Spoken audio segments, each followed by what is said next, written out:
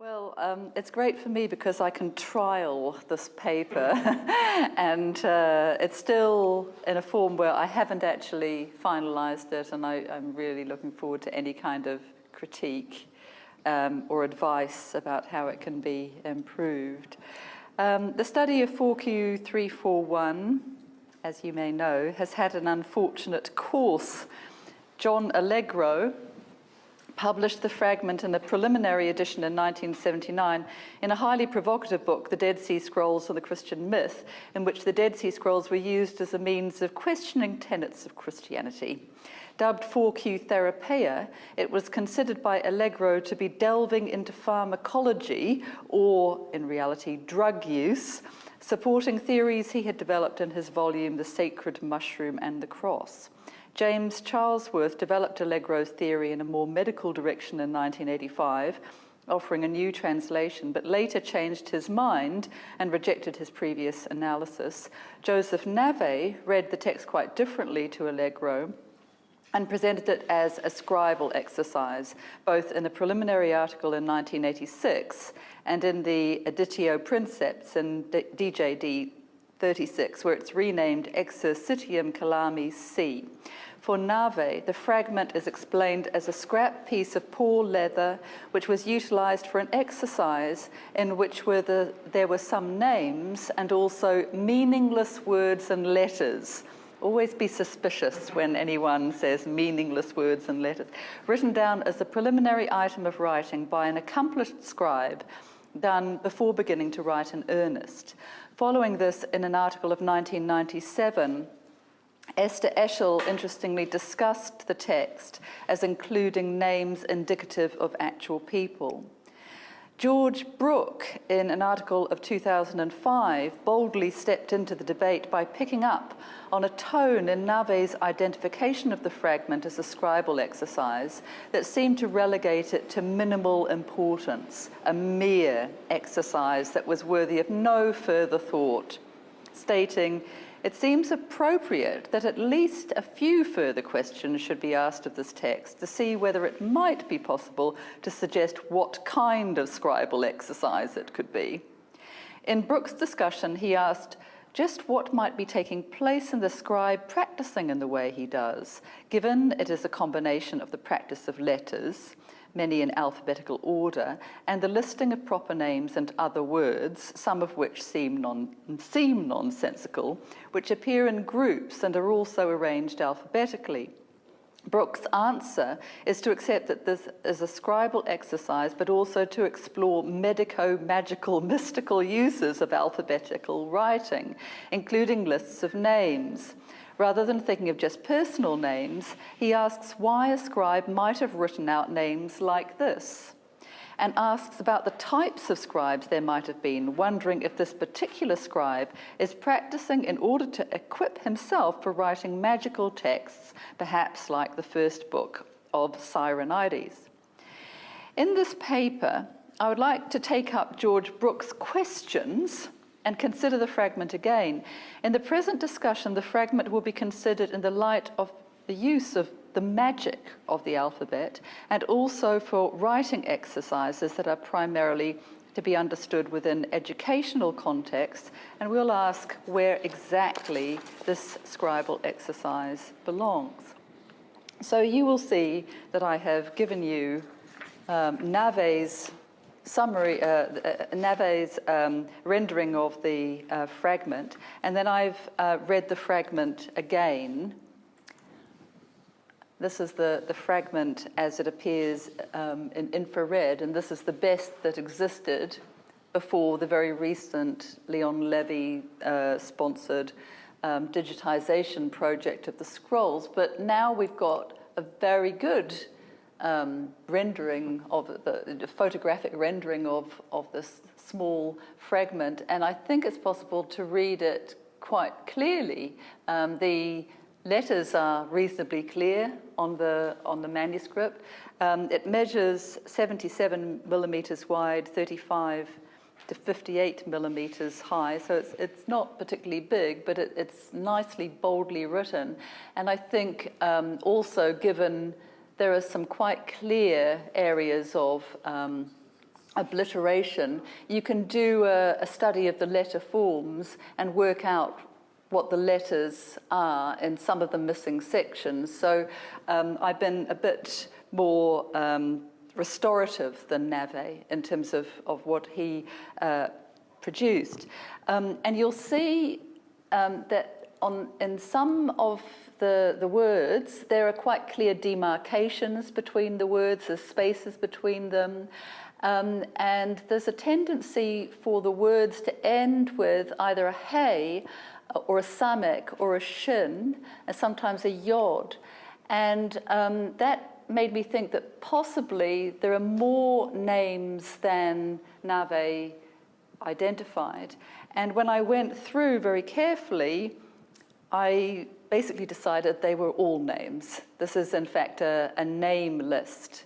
There are no nonsensical words. It's not a mumbo-jumbo. It is actually a list of names. And part of my job has been to try and identify what these names are.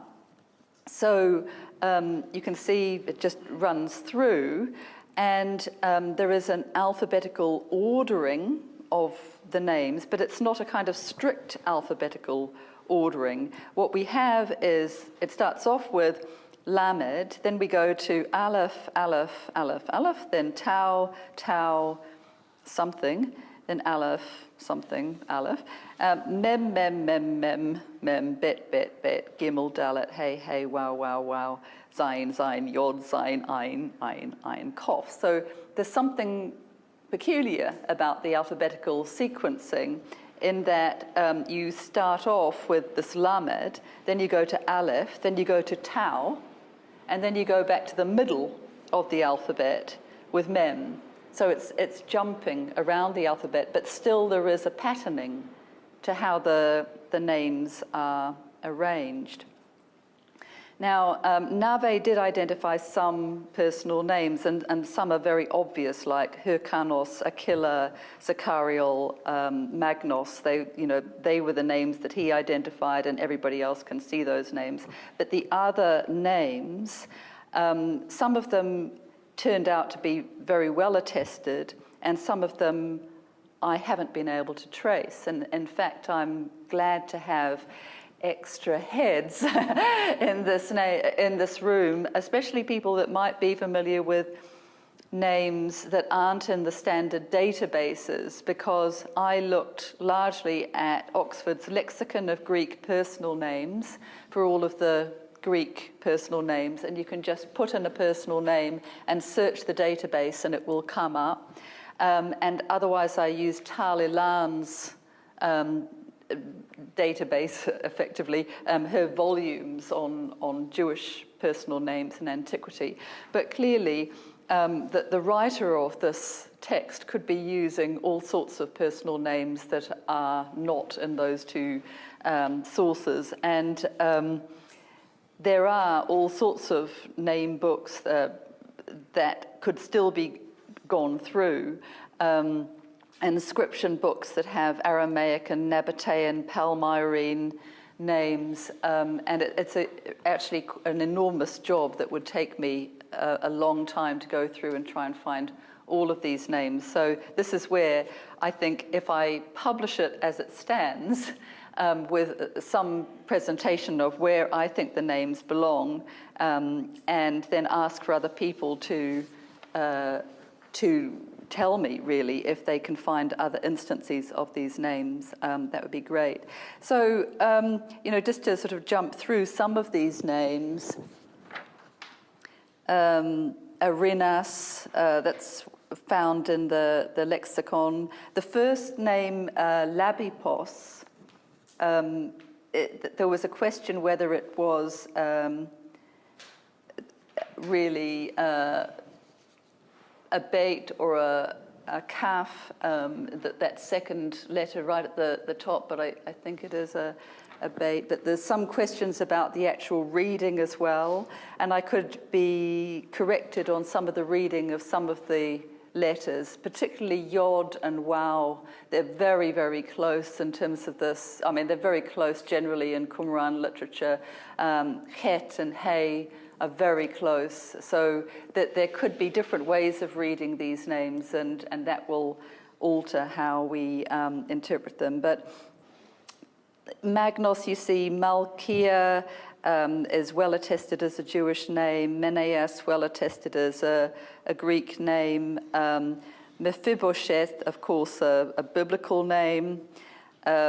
We have also Abishag, the ninth name in the sequence, a biblical name. Hilkos, quite well attested in Greek. Hyrkanos, quite well attested in Greek, and also in Tal-Ilan's list. We've got Zachariel, which might look like an angel's name, but I couldn't find any indication that there was an ancient attestation of Zachariel as an angel's name, but there is a lot of New Age literature about Zachariel as an angel.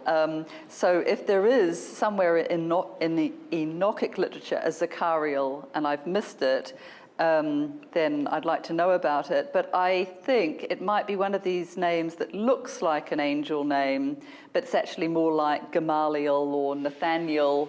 It's just got an L ending. For an ordinary name, rather than we think of it as in any way requiring some sort of angelic association. So I'll leave my comments on the names at this point and really invite you to comment on them later. So there are two other Qumran manuscript texts that are significant as parallels. There's 4Q234, Exercitium Kalami A, and 4Q360, Exercitium Kalami B, both published by Ada Yardini. 4Q234 is a writing exercise using Genesis 27:19 to 21. It's very hard to pick up because it's only a few letters. 4Q360 mainly has the name Menahem appearing 3 times in different directions and in parts. From the buildings of Qumran, there are also a number of ostraka that may be writing exercises.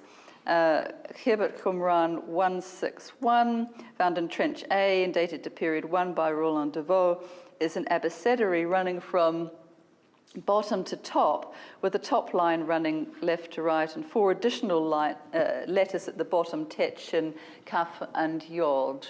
So you can see from left to right, Tetchin, Kaf, and Yod at the bottom, and so there's Shin written twice at the top. Kibbut Qumran 2207 is another writing exercise found in Locus 129, and it has been read as indicating something quite hymnic. Overall, there's a tendency not to identify writing exercises at Qumran, I think, and more could be done on the subject. Though it is extremely hard to determine the letters distinctly in 2207, one wonders if it breaks between letter groups, might suggest clusters, but it really requires a lot further expertise and study. And there's also another one, Hibbert Qumran 1996/2. It hasn't been identified as a writing exercise, but it contains a list of names, all sons of Bani, the sons of, all these different sons of, this great long list of names, which is curious. Elsewhere in the region, abecedaries and lists of names have come to light on ostraka and also on other materials dating to the 1st century BCE through to the 4th century CE. Most relevant to 4Q341 is an unprovenanced abecedary bought on the open market, or sort of abecedary, with a list of names ordered by the letters of the alphabet, now in the collection of the École Biblique. I don't know if you saw it when you were there, Jonathan. This is the best I could do in terms of an image I took from Queshe's publication in 1980. It's rightly noted by Nave as an important parallel. After the first two lines that have Hebrew letters from Aleph to Tau, the remainder of the lines 3 to 8 contain personal names in alphabetical order. 4Q341 seems to involve a freer form of the listing of names than one finds on the École Biblique abecedary, in which the following names are listed in strict alphabetical order: Uriah, Benaiah, Gemariah, Daliah, Hodiah, Oni, Zechariah, Hananiah, Tobiah, Jeremiah, Kuliah, Luliah, Menahem, like in Qumran, Ostraca, Nehemiah, Samia, Asiah. Masada Ostraca 608 and 609, probably can't see very well, are remarkable for having remnants of what seems to be the same list of names as found in the École Biblique Ostracon, which he attributes to Herodion, with the names Uriah, Oni, Zechariah, and Luliah distinguishable on 608, and Oni, Zechariah, and Jeremiah distinguishable on 609. However, unlike these, in 4Q341, some of the endings of the names are in the Greek os forms we would expect on normal masculine names, rather than the forms frequent in Hebrew names with the hey at the end, yod hey at the end. Some of the names may be for women, Abishag, and some may not be particularly Jewish and hence unfamiliar. Such types of names may be paralleled in another fragmentary ostracon from Masada, number 610, in which the name Hokranos is read with the Greek style of os ending. You can't really see, it's too small, I'm sorry. Followed by a name, Tobias. Masada 744 is made up of two pieces of papyrus with Greek names written, and Greek name lists are also found in Masada 748, 749, 78290, and possibly also in 935 and 942. So that's actually quite a lot of Masada material that has these kind of writing exercises. And they're always called scribal exercises rather than writing exercises. We've got ostraca found with Hebrew and Aramaic and Greek writing exercises on 606, and various other single letters of Hebrew or Greek at Masada. At Herodion, an abecedary was found on two sides of a rounded ostracon. One side has the letters Aleph to Samach, and the other side has the whole alphabet and the name Ahyahu. Ostraca from the 1st century BCE through to the 1st century CE with Hebrew alphabets were discovered also in a mikveh in Jerusalem's Jewish quarter. From Murabat, there are 6 examples of abecedaries in Hebrew writing. Ostracon Murabat 73 is dated from the 1st century BCE and has 5 letters, Bet Gimel Dalet Hey at the top, possibly followed by 2 or 3 personal names on which there are also multiple attempts at letters. Murabat 78 is a simple abecedary. I think I've got that one as well. Just you see that more clearly.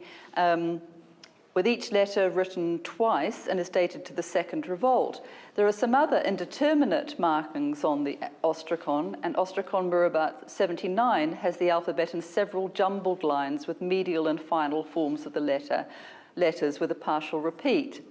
Number 80 has 2 lines of what was once probably 2 alphabets written out, one on top of the other. And there are various other examples from Murabat that I should probably not read in great detail, but we've got 10a, ostracon 11, papyri 41, exercises in Greek in 122 and 32. Murabat 74 has a long list with each name usually on one line and no alphabetical order. Murabat 41 on papyrus in Hebrew letters by the same hands, just writing out various letters. 95 in Greek, several hands using cursive and irregular script, very smudged and hard to read.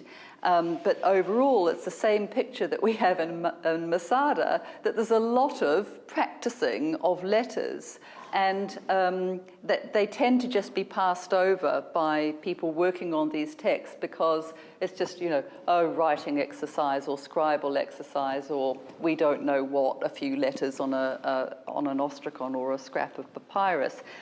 So, in 2007, excavations in Area M1 at the Jerusalem Givati parking lot in the City of David area, an inscription was found on a stone vessel fragment containing the first 6 letters of the Greek alphabet, very roughly scratched, with duplicates of alpha and beta at the top and the letters alpha, beta, gamma, delta, epsilon, zeta underneath. It was in remains of a large building destroyed in 70 CE.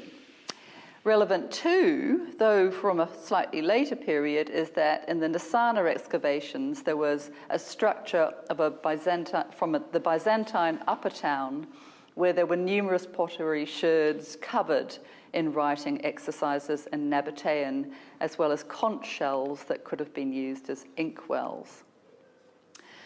So to confuse matters, and I think people have become very confused, alphabets could also be inscribed or written on the walls of tombs, caves, and structures. In Wadi Mikmash, on the wall of a plastered bell-shaped cistern in a cave used by Jewish refugees, 2 alphabets were written one above the other, the upper one running from Aleph to Mem, and the lower one entire. I'm afraid I haven't got a picture of that. There are several similar inscribed alphabetic inscriptions found in Jewish rock-cut tombs. In Jericho, on the inside of a reused lid of an ossuary dated to the 1st century CE, propped up in a tomb, are Greek letters running from alpha to theta, possibly to iota. In one of the Akeldama tombs of the 1st century, there are the first 7 letters of the Hebrew alphabet drawn in charcoal. At Rehavia, part of a Hebrew alphabet was scratched on an ossuary in a 1st century tomb.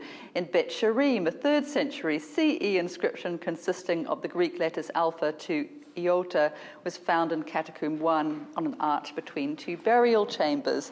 And there are also 2 Hebrew alphabets elsewhere in the catacombs. In Khirbet Eitun, 2 Hebrew alphabets from the 3rd to 4th century were found on walls of a tomb passage.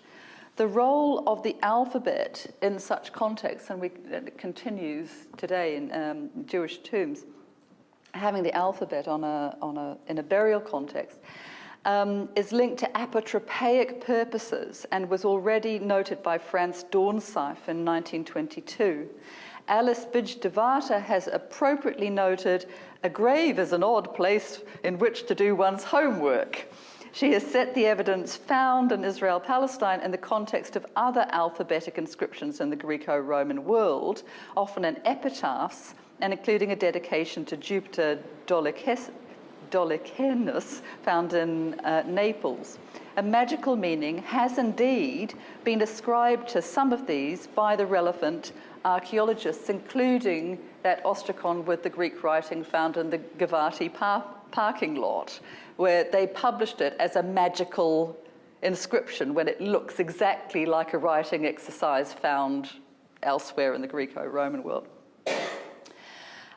So that the question is, when do we have a writing exercise with an abecedary or a list of names arranged in an alphabetical order or in some form of alphabetical sequence, and when do we have a magical text? And that's where people have argued and find it very, very difficult to decide. So the alphabets written down in the refugee caves of Murabat may possibly be amuletic.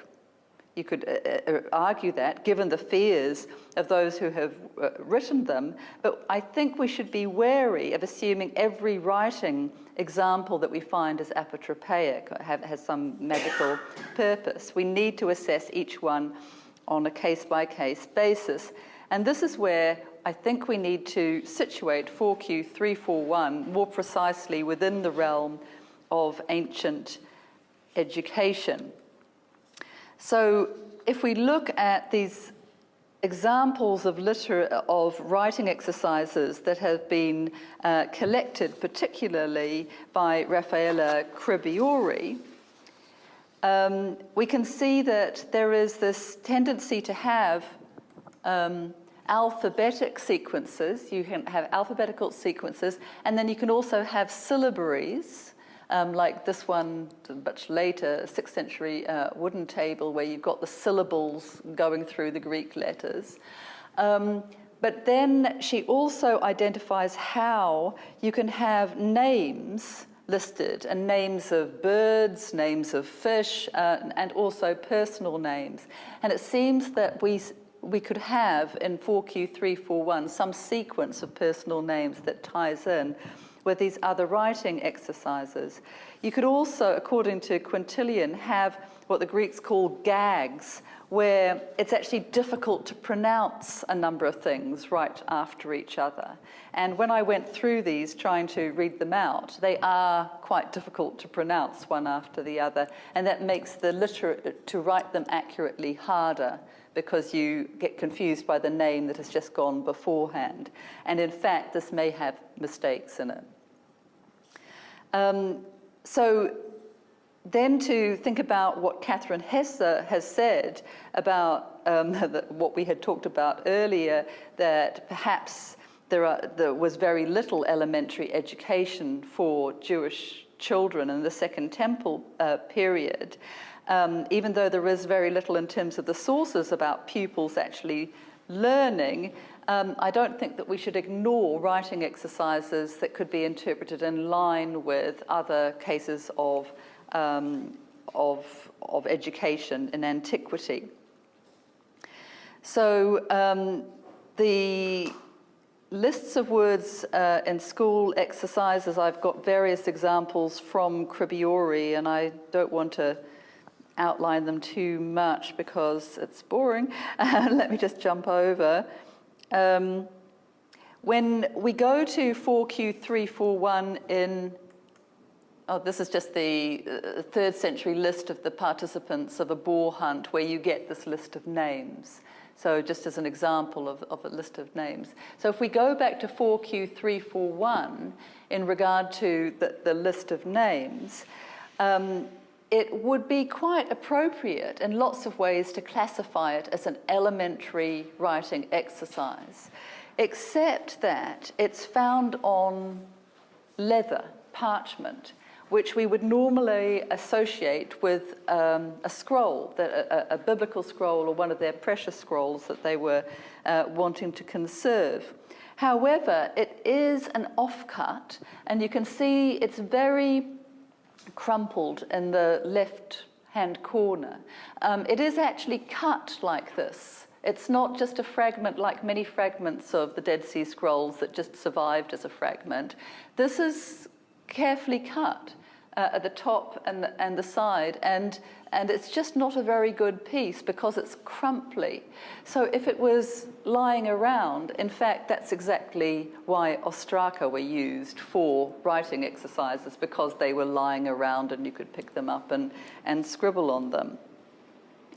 So it's not an uneducated hand, and Nave identified that it must be written by a scribe rather than someone learning a school exercise, because you can see it's quite neat. The letters are all pretty well the same size, and it's also, it's got nice lines. A lot of school exercises, the lines go all over the place and the letters are ill-formed and things go wrong. So there's care being taken in terms of all of these letters. It does go off on one side. You can see, he's continuing on his sequence right to one side. And so there's a certain wonkiness, the technical term, and down the bottom, and there's these additional yods over on the left-hand side. But there's a kind of care taken until we get to the point where the actual line of the cut takes the scribe to move sideways to the left, and then he runs out of space and he continues it. So there's care, there's the scribal quality here. However, what I think I can distinguish at least is blotchiness, in that you can see that there's, in the center, what we see here, that there's various letters like that samek or the hey there, where there's blotchiness, there's a particularly big blob on a letter.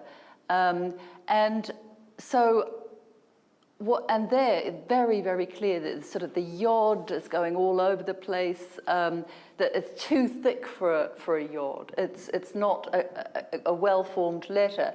And so what I would argue, in fact, that this is a scribal exercise by someone who's got a lot of trouble with the ink flow.